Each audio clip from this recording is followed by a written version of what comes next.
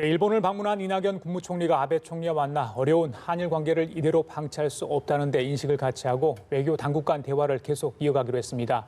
이번 회담을 계기로 경색된 한일 관계가 개선될지 관심이 모아지고 있습니다. 네, 한편 지난 스톡홀름에서 열린 북미 실무 협상이 결렬된 이후 북미 대화에 진전이 없는 가운데 북한이 남측과 미국에 각각 엇갈린 제스처를 보냈습니다. 관련 내용들 민정훈 국립외교원 교수, 이인배 협력안보연구원장과 함께 짚어보겠습니다. 예, 어서 오십시오. 예. 먼저 한일 관계 얘기 좀 하겠습니다. 이낙연 국무총리 2박 3일 일정으로 일본을 방문하고 어제 오후에 귀국을 했습니다.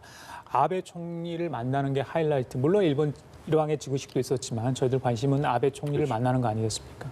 당초 10분 정도 만날 거다 예상을 했는데 21분간 만났습니다. 물론 그 시간도 좀 지금 한일 관계를 비하면 너무 좀 짧다 이런 생각이 드는데 일단 어제 그 두 사람 양국 총리의 만남 어떻게 좀 보셨습니까?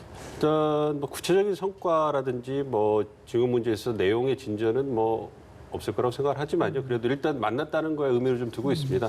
일단 그 동안에는 이제 일본 측에서 한국 측과의 협의를 좀 이렇게 좀 거부해온 측면도 있었고, 한국이 알아서 처리하라 이런 강경한 입장을 보였었는데 이제 여러 상황의 변화가 있었기 때문에 그런 상황을 고려해서 일본 측에서도 이제 대화는 이제 시작해 보자 이러한 입장으로 바뀐 것 같습니다. 그래서 그러한 바뀐 분위기를 이제 반영하는 첫 번째, 그래서 이제 물꼬를 텄다 뭐 이렇게 관계 개선에 신호탄이 된다 이런 측면에서는 긍정적으로 보고 있는데요.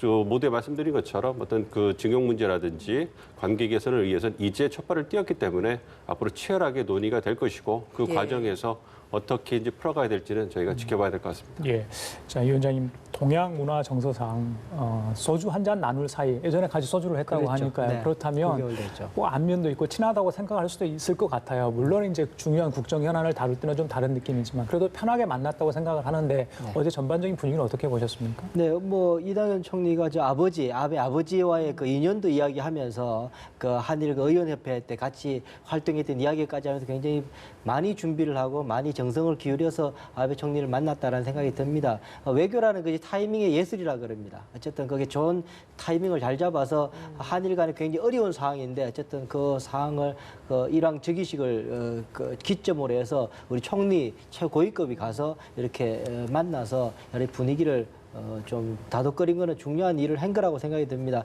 이제 앞으로 문제가 될 겁니다. 일단 서로 간의 공식적인 대화 협상 채널은 튼 것 같으니까 그 다음에 어떻게 차곡차곡 잘 연결될지는 두고 봐야 될 텐데 어쨌든 외교라는 게 또 예술이니까 또 뭐 열릴 방법도 있을 수도 있겠다라는 생각을 해보게 됩니다.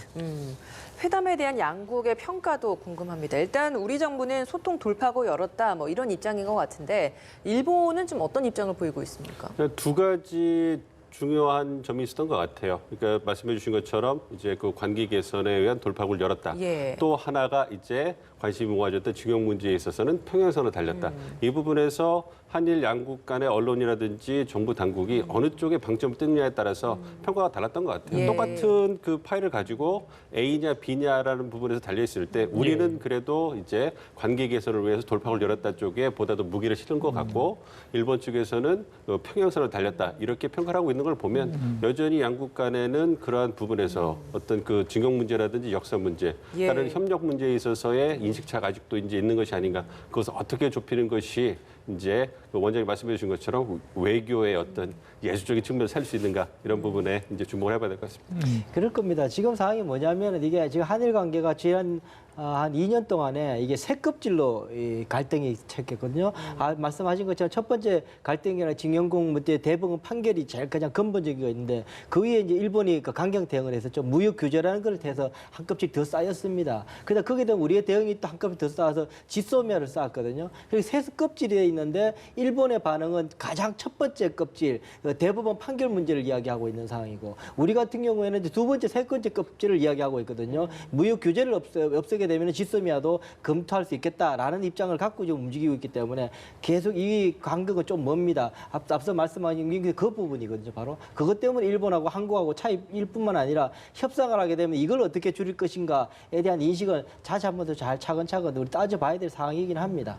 하나만 좀 말씀을 드리면요. 이제 그 돌파구를 열었다는 것은 왜 저희가 방점을 두고 있냐면 그 이전까지는 우리 정부에서 지속적으로 일본 측에 대해서 일본처럼 최고위층은 아니지만 이제 그 다각면의 수준에 걸쳐서 일본과 대화를 하자 이런 외교적 그 접촉을 많이 했거든요. 예. 이제 그 부분에 대해서 일본이 강경한 입장을 보여왔고 저희도 이제 한미일 회의라든지 한일회를 하면 일본 측 인사들로 들은 얘기는 일본은 굉장히 지금 심각하다, 시리어스하다. 이러니까 이러한 입장을 한국에 알아줘야 된다. 이 얘기는 일본이 굉장히 강경한 입장을 보이고 있고 이제 그 태도를 변할 여지가 없기 때문에 한국 측이 이러한 입장을 알고 다가와 줘야 된다 이런 입장이었거든요. 그런데 그러한 입장에서 이제 그 최고위층에서 이번에 대화를 했다는 것은 그러한 입장에서 조금 더 일본이 물러나서 이제는 해결책을 같이 찾아볼 수도 있겠다라는 그러한 조금 더 온건한 이미지를 입장을 보이는 거기 때문에 그러한 부분에서 우리 정부에서 이제 그 물꼬를 텄다 이렇게 긍정적으로 평가하는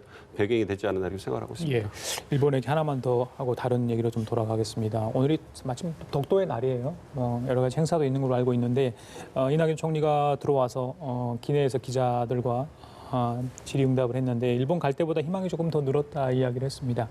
관심은 이제 앞으로 11월, 12월에 한일 정상회담이 과연 열릴 수 있을지 그 부분인 것 같습니다. 일단 뭐 대화의 물꼬를 텄다고 하니 두 정상이 만날 기회 있을까요? 어떻게 예상하십니까? 일단 이 총리가 이야기했을 때는 이제 아베 총리가 똑 부러진 대답을 하지 않고 그냥 들었다고 이야기합니다. 물론 이 총리의 말 자체도 그냥 뭐 정상회담 관계가 좋아져서 그 양국 정상회담도 할 수 있으면 참 좋겠습니다. 이 정도로 아주 이제 지나간 이야기를 해서 의향을 떠보는 정도 수준이었다 그러는데 일단은 아베 총리로서도 그 내부적인 앞서 민 교수님 말씀하신 일본 내부적인 분위기가 있기 때문에 그냥 곧바로 좀 이렇게 우리 대통령을 편하게 만나겠다 이야기하기가 좀 어려운 상황입니다. 그래서 다자 협상들이 몇 개 있지 않습니까? 11월에 이제 에이펙 실내 협상부터 시작해서 몇 개가 있는데 그런 상황 속에서 우연치 않은 기회 앞서 그래서 제가 이 타이밍의 예술이라고 이야기를 하고 했던 부분이 그런 부분들인 거죠. 그런 부분들 얼마나 아베 총리 우리 대통령이 지혜롭게 잘 살려서 분위기를 일단 풀자. 분위기를 좀 풀고 나서부터 사람이 이제 마음이 틀어지면은 대화가 안 되니까 분위기를 조금 트는데 좀 방점을 갖는다면 아주 유쾌하게 만남 갖고 하는 것들이 몇 번 된다면 그것이 편안하게 또 본질을 이야기할 수 있는 관계도 될 수 있을 거다라는 생각을 해보게 됩니다. 예, 알겠습니다. 이번엔 북한 이야기를 좀 해보도록 하겠습니다. 김정은 위원장이 남북 협력의 상징인 금강산 관광에 대해서 부정적인 언급을 하면서 남측 시설을 철거해야 한다라는 평가를 했습니다. 근데 그 다음 날은 또 바로 또 미국에게는 또 대화를 선뜻 다시 하자라는 의지를 담긴 표현을 또 김계관 고문을 통해서 담화를 통해서 이런 표현을 했거든요.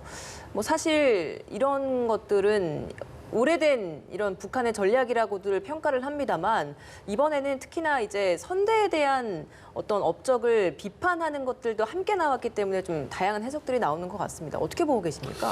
일단 안타깝고요. 안타까운 말씀 먼저 드려야 될 것 같고 그리고 이제 김정은 위원장이라는 최고 지도자의 입에서 말씀해 주신 것처럼 선대의 어떤 정책을 비판하면서까지 남쪽을 강하게 비판했기 때문에 이러한 것은 지금 북한 내부 특히 지도층에서 남측이 갖고 있는 불만이 초고조가 되지 않았나 이런 부분을 반영하는 거고요.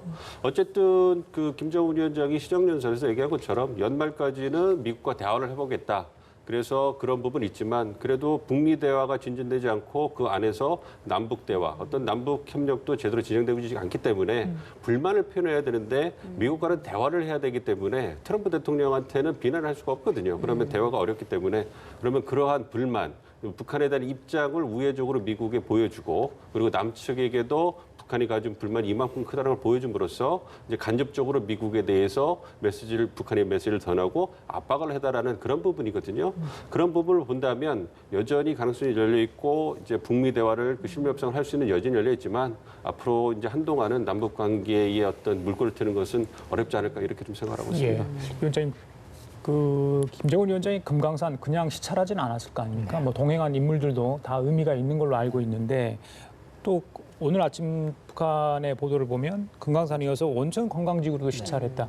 그러니까 관광에 지금 뭔가를 애를 쓰고 있는 것 같은데 이게 다 뭐 자력 갱상이랄지 뭐 이런 부분하고 관련이 돼 있는 겁니까? 아니면 다른 이유가 있는 겁니까? 저도 그렇게 봅니다. 그러니까는 그 사실은 금강산 관광하고 나서 그 온천 관광지구를 갔지만 그 3일 전에는 또 저기 삼지연 관광특별지구를 갔습니다. 그렇죠. 관광특구를 지금 쭉 다니고 있는 상황이거든요. 이제 돌아가는 길에 저기 그 이번에 온천 관광지구를 들렸는 상황인데요. 그렇게 보면 안 간 데는 이제 갈마지구 하나 빼놓고 다 다녔는데 지금 김정은 위원장이 핵심적으로 2017년부터 적극적으로 하는 저기 건설 사업이 이 3대 그 관광 단지거든요. 그것을 좀 하고 있는 상황에 그 하나 더 넣은 게 지금 금강산 지금 한 개 더 늘어난 네. 4대 이제 관광 사업을 하게 되는데 관광이라는 것이 그렇습니다. 다른 제조업 같은 경우에는 공장을 짓고 거기서 제품을 만들고 그 제품을 판매하고 그러면은 돈이 생깁니다. 그 돈이라는 것도 이익금이라는 건 한 10여 프로 저하봐야 15% 정도 이익금이 생기는 거잖아요. 그런데 이 관광 같은 거는 적당한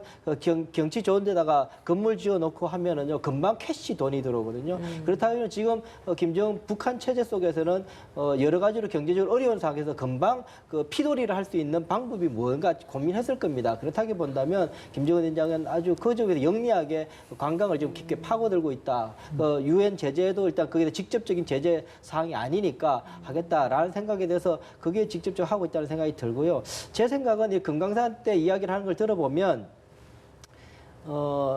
생각나는 게 몇 년 재작년이었죠. 그 김정은 위원장이 한국하고 시간을 30분 이제 빨리 해서 바꿔버렸습니다. 그죠? 예. 그러면서 사실 이제 한국하고 완전 별개의 국가처럼 이제 행동하겠다가 다시 바꾸긴 했지만은요. 하는 것을 보면서 그런 맥락이 저는 아직도 읽히고 있다. 다시 말해서 이제는 민족 경제, 민족 협력, 민족 경협 이런 거에 대해서 별로 신경 안 쓰겠다. 이제는 아예 따로 놀겠다는 생각을 굳히고 있는 것 아닌가. 이번에도 그 금강산에서의 한국에서 지어진 그 철거를 다 해라. 그러면서 그 철거할 때는 남한 부문과 합의해라. 그거는 철거하는 거 우리 보고 하라 소리거든요. 하게 되면. 그렇게 되는 거. 그렇지만 남한 관광객들이 오는 것은 또 저 환영한다. 그거예요. 그러니까 외국에서 중국에서 오든 미국에서 오든 유럽에서 오든 그러니까 똑같이 한국 관광객이 가는 거는 돈벌이 되니까는 그건 뭐 전혀 안 말리겠다. 오는 거에 안 말리겠다. 이런 상황이에요. 그러면 굉장히 그렇게 보게 된다면 지금 그 김정은 위원장의 입장은 이 경협 자체 민족 경제 차원에서 경협은 이제 아예 지금 별로 생각을 좀 접은 것 아닌가라는 생각을 저는 해보게 됩니다. 근데 사실 그 연초에 김정은 위원장이 금강산 관광 재개 뭐 아무 조건 없이 바로 시작하자라는 의사를 표명을 했었는데 이번에 이렇게 입장을 표명하다 보니까 이런 걸 두고 아무런 진전이 없는 우리 정부에 대한 뭐 의견 표명이었다라는 이야기들도 있었거든요. 근데 원장님께서 보시기에는 이런 것도 있겠지만 자력갱생, 흔히 북한이 말하는 그런 것들을 더 하겠다라는 의지 표명이라고 보신다는 건가요? 모든 정책이라는 것이 한 가지 목적만 가지고 움직이는 건 아닙니다. 그래서 여러 가지 목적이 있는 거죠. 그렇지만 가장 큰 목적은 저는 자력갱생이라는 걸 통해서 그게 있어야지 미국하고 협상에 있어서 힘이 생기거든요. 예. 그거조차도 없으면 미국한테 끌려갈 수, 이거는 협상 전략 차원에서 이거 북한이 잘한다 못한다의 차원이 아니라 협상 전략 차원에서 본다고는 대응력이 있어야지 협상을 할 수 있는데 대응력을 키우는 방법이 유일한 방법이 자력갱생인데 그 차원에서 그 금강산 관광 사업을 좀 열중을 하고 있다라는 생각을 저는 하고 있는 거죠. 예. 아까 교수님 말씀하신 것처럼 김정은 위원장이 지난 4월 시정연설에서 연말이라는 어떤 시한을 줬잖아요. 저는 그 연말이라는 게 굉장히 말할 때마다 좀 긴장이 돼요. 만약에 그 안에 뭔가 협상이 잘 안 이루어지면 그 이후에 뭘 하겠다는 꼭 그런 뜻으로 해석이 되니까요. 그래서 지금 북미 협상 자체가 지난 5일날 스톡홀름 이후에 아무래도 또 진전이 없는 상황 아니겠습니까? 뭐 물밑에서는 만나고 있다 하는데 저희들이 가시적으로 만질 수 있는 게 너무 없어서요. 앞으로 어떻게 북미 협상은 예상을 하고 계신가요? 좀 전에 말씀드린 것처럼 한 번 정도는 이제 실무 협상이 더 되지 않을까 좀 생각을 하고 있습니다. 그러니까 연말이라는 시간을 정해놓은 것은 뭐 미국 내 뭐 국내 정치적인 상황을 고려를 했겠지만 일단 김정은 위원장이 북한과 미국의 어떤 국내 정치 요인을 고려해서 가장 최대한으로 설정할 수 있었던 시한이라고 생각을 하고 있습니다. 뭐 트럼프 대통령이 재선도 있을 것이고요. 북한의 이제 경제 발전 5개년 전략을 위해서 1년 정도는 시간을 벌어야 되니까 어떤 그러한 사전 작업으로서 뭔가 북미 관계가 좀 진전이 돼야 되겠죠. 예. 그런 부분이 있는데요. 말씀해 주신 것처럼 만약에 연말까지 그 북미 관계 진전이 되지 않아서 예. 북한이 자력갱생을 지금 내세우고 있는 걸 보면 벼랑끝 전술을 쓰고 있다고 보는 보는데요. 만약에 잘 되지 않으면 이제 뭐 북미 그 협상에 대해서 결렬을 선언하고 문을 닫고 들어갈 수도 있지 않을까 이런 생각을 하고 있는데 그러한 그 가능성을 그 미국과 한국에 그 보이면서 이 북한의 입장을 잘 들어달라라고 이제 벼랑끝 주스를 쓰고 있는데요. 그렇게 친다면 그래서 만약에 협상이 안 돼서 아직까지는 저는 희망이 있다고 좀 보고 있는데 만약에 되지 않아서 북한이 들어갔을 때 그러면 상황이 어떻게 될 것인가? 예. 저희가 이제 플랜 B라고 얘기를 하는데 그럼 과연 그 앵커께서 걱정하시는 것처럼 과연 북한이 또 도발할 것이냐? 그 부분에 대해서는 좀 의구심이 있습니다. 왜냐하면 뭐 미국이 레드라인이라고 그래서 마지노선을 정해놨던 뭐 ICBM이라든지 아니면 그 다른 부분, 핵실험이라든지 이런 부분을 해가지고 만약 북한이 국제사회에 또 다른 규탄을 받게 된다면 자력갱생의 가장 중요한 그 수단으로 지금 강조하고 있는 것이 어떤 관광산업의 어떤 그 발전이고 그것은 대북 제재 저촉이 되지 않는 부분이거든요. 그렇기 때문에 중국에서도 몇십만 명의 관광객을 매년 보내고 있고 그걸로 만족스럽지는 않지만 지금 북한이 숨통을 튀고 있는 상황인데 만약 그 상황에 그러한 걸로 이제 벗어나려고 하고 있는 상황에서 ICBM이라든지 도발을 해서 추가 제재를 받아서 관광산업이라든지 중국의 도움마저도 미국의 압박, 국제사회의 압박을 위해서 끊기게 된다면 중국이 굉장히 곤란한 입장에 처하게 되잖아요. 그렇게 되면 북한이 지금까지로 버텨왔던 이것도 유지를 못하는 부분이 있기 때문에 아무래도 북한이 이번 그 실무 협상이 어떤 결렬이 됐다고 해서 내년에 어떤 그 도발을 핵실험이라든지 ICBM 발사를 통해 가지고 어떤 미국과의 관계를 있게 되냐 이런 부분에 대해서는 좀 더 신중하게 접근을 해봐야 된다. 그래서 북한 쪽에서도 굉장히 좀 장고의 시간이 있을 거라고 생각합니다. 그래서 스톡홀m 이후에 지금 시간을 갖고 있는 것은 과연 어떻게 움직여야지 북한 내부의 어떤 자신들의 이익을 극대화할 수 있는가 굉장히 좀 고민을 하고 있다 이렇게 생각하고 있습니다. 예, 연말을 이후로 지금 교수님께서 보시기에는 바로 어떤 극단적인 뭔가 행동을 나서지는 않을 것이다, 고심을 많이 할 것이다라고 하셨어요. 원장님께서는 어떻게 보십니까? 우선 이제 11월에 실무 협상이 이루어질 수 있을 것인가? 사실은 그 스톡홀름 회담이 결렬됐을 때는 대체로 많은 분들이 11월에 한두 번 더 열릴 수 있겠다라는 생각을 했었는데 지금 상황이 그렇게 녹록하지 않은 상황이다. 미국의 변화도 보이지 않는 상황이고 북한도 보이지 않는 상황인데 게다가 저는 어제 김계관 그 외무성 이제 고문이죠. 은퇴를 해서 고문이라는 을 통해서 김정은 위원장이 속내를 다시 한번 이야기했는데 실제로 그렇게 이야기하잖아요. 내가 김정은 위원장 며칠 전에 만났는데 트럼프 대통령하고 신뢰감이 엄청 좋더라. 그 이야기를 하더라. 라고까지 이야기하면서 시켜서 이야기를 하면서 하는 것이 뭐냐면 그런데 그 미국의 그 정책 결정자들의 그 지금 편향된 인식이 문제다라고 이야기하면서 트럼프 대통령이 다시금 직거래 미국 정상회담을 좀 이야기하고 있는 상황이거든요. 그 이야기는 실무 협상이 여전히 안 되고 있다는 이야기를 오히려 저는 반증하는 것이다라는 생각이 듭니다. 그렇다면 11월에 실무 협상도 어려울 가능성이 높다. 그렇다면은 북한은 김정은 위원장은 원하지만 트럼프 대통령은 안 원하는 가능성이 맞다. 그렇다면 저는 그 다음부터는 민 교수님 말씀한 것이 저는 동의합니다. 그렇다고 해서 김정은 위원장이 그 극단적인 도발을 할 수 있는 상황은 아니라고 봅니다. 그렇게 된다면은 가장 우려되는 건 이제 협상의 동결이죠. 협상이 안 되는 상황에서 그냥 이쪽으로 그냥 그대로 있게 되는 거죠. 더 이상 진전도 안 되고 더 이상 악화도 안 되면서 시간을 가겠다. 그렇게 되면은 김정은은 그동안에 자력갱생이라고 해서 관광 사업을 통해서 저항력을 키우고 또 하나는 핵 능력을 점점 키우면서 협상력을 키우고 그렇게 된다면 한반도에서 점점 어려운 협상 국면이까지 갈 수 높다. 이것이 저로서는 굉장히 어려운 앞으로 국면은 점점 더 편한 국면이 아니라 굉장히 어려운 국면이 갈 가능성이 높다는 것 때문에 저는 걱정이 됩니다. 예, 알겠습니다. 금강산 지구 남측 시설 철거 관련해서 김정은 위원장이 선대 정책에 대해서 비판을 했다. 그래서 아까 선대 얘기 잠깐 하셨는데 어제 워싱턴 타임즈에 좀 저희들이 눈여겨볼 만한 기사가 하나 떴습니다. 미국 전기 작가죠. 다음 달 트럼프 관련 책을 낸다고 합니다. 그 책을 내면서 백악관, 그러니까 트럼프 측은 뭐 친인척도 될 수 있겠죠. 인터뷰할 수 있는 권한을 독점적으로 획득했고 트럼프 대통령의 사위인 큐시너 보좌관을 인터뷰를 했는데 트럼프 대통령이 받은 친서, 그러니까 김정은 위원장의 친서에 선대가 흔히 이야기했던 핵 관련해서 친서 유언 있죠. 핵폭에 말하는 선대 유언을 들었다. 이거는 기존에 저희들이 알고 있었던 이게 너무 다른 내용이어서 이게 맞는지 좀 확인이 필요할 것 같은데 어떻게 보십니까? 네, 말씀해 주신 것이 이제 작가가 얘기한 것이 이제 북한이 이제 핵을 포기해서 안 된다 뭐 이런 얘기가 나왔던 것 같은데요. 사실 뭐 저희가 그 부분에 대해서 뭐 일희일비할 그 필요는 없다 생각을 하고 있고요. 워싱턴 그 전문가들을 만나보면 여전히 김정은 위원장의 비핵화 의지에 대해서는 회의적인 것이 그 지배적이고요. 그럼에도 불구하고 트럼프 대통령이 갖고 있는 국내 정치적 요인, 북한이 갖고 있는 김정은 위원장 국내 정치적 요인에 의해서 실무 협상에서 좀 진전을 거려서 그러니까 임시적인 진전을 이룰 수 있지 않겠냐. 그래서 그 사람들 얘기는 인터림 프로그레스는 이루어지지 않을 수 있겠냐. 요 정도 이제 기대하고 있는 상황이거든요. 그렇기 때문에 그 부분에 대해서 저희가 이제 확인할 수도 없기 때문에 일희일비할 필요는 없고요. 예. 제가 항상 그래서 그 가서 얘기하는 게 뭐냐면 김정은 위원장이 핵을 갖든 아니 포기하든 그거 의지가 뭐가 중요한 것이냐. 우리가 일단 대화로 나왔으면 이제 포기하도록 만드는 게 우리의 역할이다. 그래서 대화에서 포기하겠다고 얘기를 한 이상 그거를 근거로 삼아서 우리가 그 설득을 하든 아니면 밀어붙이든 여러 가지 외교 수단을 써가지고 김정은 위원장으로 하여금 우리가 원하는 방향으로 가도록 만드는 게 중요한 것이지 뭐 그 의지가 있다 없다 이거 가지고 우리가 어떤 시나리오를 만드는 것은 사실 우리에게 한국과 미국 입장에서는 도움되는 것이 아니다 생각을 하고 있기 때문에 그러니까 말씀해 주신 것처럼 포기해야 된다라는 말도 있고 포기해서 안 된다라는 주장도 있잖아요. 그렇기 예. 때문에 그러한 부분에서 우리가 적극적으로 취할 것만 취하는 것이 우리에게 도움되지 않나 생각하고 있습니다. 원장님, 예. 대부분의 사람들이 북한이 핵 개발을 하고 있다고 생각하지 않나요?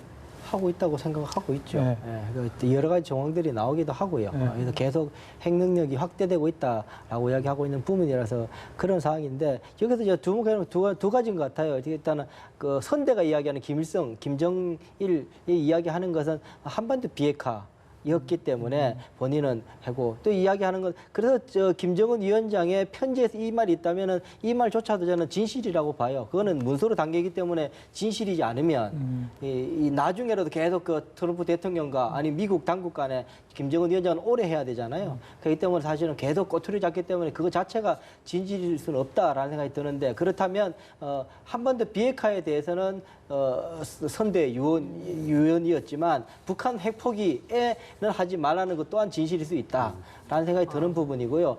그런 차원에서 본다면 그렇게 이야기하잖아요. 김정은 위원장이 아버지는 하지 말라는 걸 내가 이제 하고 있는 거다라고 이야기하면서 이제 그 타이틀이 나온 거여서 그러면은 아버지를 배신하면서 트럼프에게 갔으니 새로운 아버지 아니냐 이제 이런 이야기까지 한다는 거죠. 아주 뭐 드라마틱하게 지금 그 전기 작가니까 예. 그렇게 이야기하고 있는 것 같습니다. 그럼 말씀하시는 걸 좀 들어보면 두 말 다 사실일 수도 있다. 이렇게 봐야 된다는 그렇죠. 근데 거네요. 개념이 다른 거죠. 그러니까 한반도 비핵화라는 거는 여전히 그 미국과 주한 미군이 가지고 있는 핵에 대한 포기와 같이 물려 있는 거니까 그게 되면 그 다 끝나는 거다라고 생각하는 한반도 비핵화 전통적으로 이 지식인들이 알고 있는 비핵화는 여전히 관철시켜야 될 목표라고 가지고 있지만 예. 북한 자체만 따로 하는 비핵화는 뭐 하지 마라 안 하겠다라고 이해하는 것 또한 진실이었다라고 생각이 드는 거죠. 예, 알겠습니다. 우리 정부도 어떤 역할을 좀 많이 해야 할 겁니다. 근데 지금 같은 분위기에서는 굉장히 좀 어렵고 난감한 처지에 있을 것 같다는 생각이 드는데 청와대도 정용 국가안보실장 주재로 NSC 열었습니다. 최근에 금강산 관련된 북한의 언급이 있었기 때문에 여기에 대한 어떤 대응을 모색해야 될 것 같은데 우리 정부가 좀 어떤 해결책을 찾아볼 수 있을까요? 일단은 우리 정부가 지금 북미 간의 협상이 진행되는 상황에서 남북 관계를 진전시켜서 북미 관계를 견인하기 위해 선순환은 지금 적절해 좀 이렇게 좀 시기적으로 좀 맞지 않는 것 같습니다. 그래서 지금까지 계속 해왔던 것처럼 미국과의 긴밀한 공조를 통해서 이제 북한으로 하여금 태도 변화를 이끌어낼 수 있도록 이제 유도를 해야 될 건데요. 그러니까 그래서 강경화 장관께서 어제 그 간담회에서 얘기한 것처럼 북한 비핵화 관련해서 북한이 전향적인 태도를 보여야 된다. 그 부분이 가장 적절한 표현이 아닌가 생각을 하고요. 미국은 뭐 저희가 많은 시나리오나 이런 걸 얘기를 하지만 입장이 분명합니다. 북한도 마찬가지지만 미국의 입장에서는 포괄적 합의하고 동시에 병행 조치가 있어야 되고 어떠한 형태로든지 간에 포괄적 합의에 대해서 약속을 북한이 해주지 않으면 그 어떤 상응 조치에 대해서 나갈 수 없다는 입장을 분명히 하고 있기 때문에 예. 그러한 부분에서 북한이 전향적 조치를 해줘야 될 것이고요. 이제 그 스톡홀름에서도 그러한 입장을 확인했을 거라고 생각합니다. 그래서 미국 측 입장에서는 큰 틀에서 북한이 비핵화, 포괄적 합의와 어떤 비핵화를 그 정의를 하고 나오게 되면 그 단계에서 동시적 병행 쪽으로 미국이 어떤 걸 해줄 수 있다라는 어떤 창의적인 어떤 컨비네이션에 대해서 얘기를 해줬기 때문에 그 부분에 대해서 이제 북한이 이제 좀 생각을 하고 있다고 생각하고요. 그 부분에서 북한과 미국이 얼마만큼의 그 융통성을 가지고 그 탄력적으로 움직일 수 있느냐 이 부분이거든요. 그래서 우리 정부의 역할도 그러한 상황을 명확하게 직시를 하고요. 그 안에서 북한과 미국이 움직일 수 있는 그러한 그 접점이라고 할 수 있겠죠. 그걸 계속 이제 대화에서 제시해 줌으로써 이제 북한과 미국 간의 간격을 좁히는 그러한 촉진자 역할을 해주는 것이 가장 적절하지 않나 생각하고 그러면 있습니다. 북한과 미국이 좀 대화를 다시 하게 되고 좀 관계가 개선이 되면 금강산 관광과 관련된 북한의 입장도 좀 변화가 있게 될 거라고 보신다는 건가요? 그렇죠. 그러니까 저는 그 남북 관계는 현재로서는 북미 관계와 같이 가고 있기 때문에 북한에서 분명히 그걸 잘 알고 있습니다. 그래서 북미 관계가 잘 풀리지 않기 때문에 남북 관계에 대한 그 비난과 또 불만을 표현한 거고요. 아까 말씀드린 것처럼 남한에 대한 불만은 남한 단독으로 대한 불만이 아니라 미국에 대한 또 간접적인 불만이 있기 때문에 북미 관계가 잘 진전이 되면 남북 관계도 잘 풀려나가 있을 거고요. 그러니까 그 남북 관계 개선 경협에 있어서 한국이 차지하는 북한 측에 있어서의 중요성이라는 경제 중요성인 거는 결코 관광을 무시할 수 없는 부분이거든요. 그렇기 때문에 계속 김정은 위원장이 올 연두 교서라 신년 연설에서도 조건 없이 금강산 그다음에 개성공단을 갖다 재개할 여지가 있다라고 얘기한 것처럼 통일부 당국자라든지 우리 정부가 파악하고 북한이 얘기하는 것처럼 남북 경협의 중요성은 그리고 한국의 중요성은 북한에게 결코 간과할 수 없기 때문에 그거에 비례해서 남한에 대해서 한국에 대해서 불만이 더 표출되는 게 아닌가 이렇게 생각하고 있습니다. 예, 원장님, 그 국가안보전략연구원은 브리핑 보고서에서 남북 대화 체계 내년 한미 훈련이 관건이라고 계속 이렇게 브리핑 보고서를 냈는데 북한은 계속 그 부분을 꼬투리를 잡고 있지 않습니까? 그렇죠. 예. 그러니까 북한으로서는 트럼프 대통령 임기 중에 이 한미 연합 훈련에 대해서는 완전히 끊어버릴 작정을 하고 있다는 생각을 저는 하고 있습니다. 아주 작은 그 연합 훈련조차도 지금 계속 끊임없이 노동신문을 통해서 시비를 걸고 한국 당국에 대해서 비난 수위를 계속 하고 있는 상황이거든요. 한치도 양보 없습니다. 우리 국민들도 모르고 있는 연합 훈련조차도 노동신문을 알아가지고 계속 거기에 대해서 지금 시비를 걸고 있는 그런 상황이거든요. 그걸 보면서 지금 이번에 트럼프 대통령이 뭐 며칠 전에 신문에도 나왔지만 매티스 국방장관하고 상의도 하지 않고 그냥 던졌다는 거 아니에요. 그러니까 연합훈련에는 이게 도발적인 훈련이다, 필요 없다라는 이야기를 했다는 거 아닙니까? 그 말을 들은 이상 김정은 위원장은 끝까지 이거에 대해서는 한 가지라도 건져야 되겠다. 돈을 못 받으면 이거라도 건져야 되겠다. 이것이 한반도의 전략에서 가장 중요한 또 핵심 고리이기도 하나이기 때문에 그 생각을 하고 있어서 끝까지 그것을 하게 될 텐데 과연 그렇다면은 우리 한국에게는 이것이 편안한 일인가에 대해서는 좀 생각해 봐야 됩니다. 그걸 좀 상응하게 우리 좀 물꼬를 돌릴 필요가 있지 않겠느냐. 그런 차원에서 한국과 미국 간의 여러 가지 이 안보 인식을 다시 다 잡을 필요가 있겠다라는 생각이 듭니다. 사실 미국하고 신뢰가 좋아져야지 그만큼의 우리가 진폭이 생깁니다. 그걸 가지고 북한하고 우리하고 이야기할 폭이 생깁니다. 그렇기 때문에 그 부분은 그런 차원에서라도 민 교수님 말씀하신 것처럼 한미 관계가 좀 다독거려졌으면 좋겠다라는 생각을 해보게 됩니다. 한미 관계가 다독거려졌으면 좋겠다 생각을 합니다. 예, 알겠습니다. 마지막으로 이 질문도 좀 드려보도록 하겠습니다. 러시아 군용기 6대가 우리 측 방공식별구역 카디즈를 또 침범했습니다. 네, 이 날이 한러 합동군사위원회 회의가 예정된 바로 전날이었습니다. 이 시기에 이렇게 침범을 한 이유가 뭐라고 봐야 되고 우리 정부는 좀 어떻게 대응해야 된다고 보십니까?